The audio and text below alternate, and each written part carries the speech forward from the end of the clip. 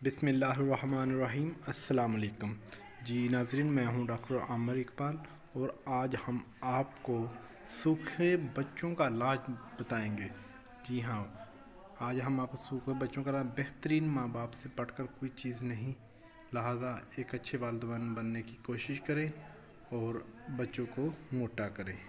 जी हाँ, पहले नंबर पे 4 बादाम ले लेने हैं। दूसरे नंबर पर आपने पिस्ता ले लेना है, इनके भी 4 पीस हों, 4 पिस्ते के और 4 बादाम के। तीसरे नंबर पर आपने अखरोट ले लेने हैं। जी हाँ, इस तरह के इतने ही दाने अखरोट के हों, 4 ही तकरीबन। और चौथे नंबर पे आपने काजू ले लेने हैं, इसके 3 दाने हों। इन तीनों चीज़ों को मिक्स कर लेना है एक जगह का पर और तवे पर भून लेने हैं। इस तरह की रंगत जब हो जाए तो ये देखें ना, अपने स्क्रीन पर देख रहे हैं, इसको तवे पे मैंने भूना है। इस तरह की रंगत हो गई है।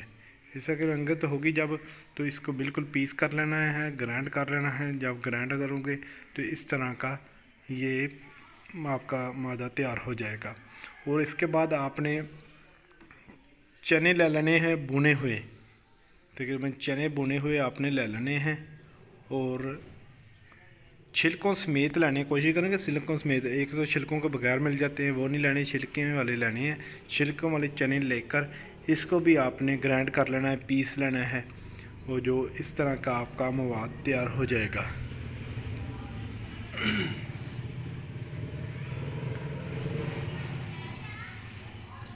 ये देखें, एक दफ़ा दोनों मैंने ये पिस्ता और बादाम, अखरोट, काजू एक दफ़ा पीस लिए और दूसरी तरफ मैंने ये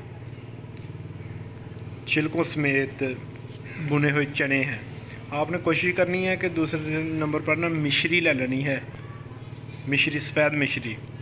इसको, ये अगर सफ़ेद मिश्री आपको अवेल नहीं है तो आप इसमें चीनी भी डाल सकते हैं। चीनी को बिल्कुल आपने इसी तरह बिल्कुल ब्रीक करना है। ब्रीक करने के बाद आपने बिल्कुल मैन पाउडर की तरह चीनी कर लेनी है और इसको तीनों चीज़ों को मिक्स कर लेना है और आधा आधा चम्मच सुबह दोपहर शाम बच्चों को खिलाना है। 1 साल से कम उम्र बच्चों को नहीं खिलाना है, 1 साल से बड़े बच्चों को खिलाना है। आपने कोशिश करनी है कि चीनी और इन सब चीज़ों को मिक्स करके ना रखें, क्योंकि ये नरमी पकड़ जाते हैं। और जब आपने बच्चों को खिलाना हो उसी दफ़ा आप इन तीनों चीज़ों को मिक्स करें और बच्चे को खिला दें। इस तरह ये नमी नहीं पकड़ेगा। आधा आधा चमचे 1 साल बड़े बच्चों को खिलाना है, छोटे बच्चों को नहीं खिलाना।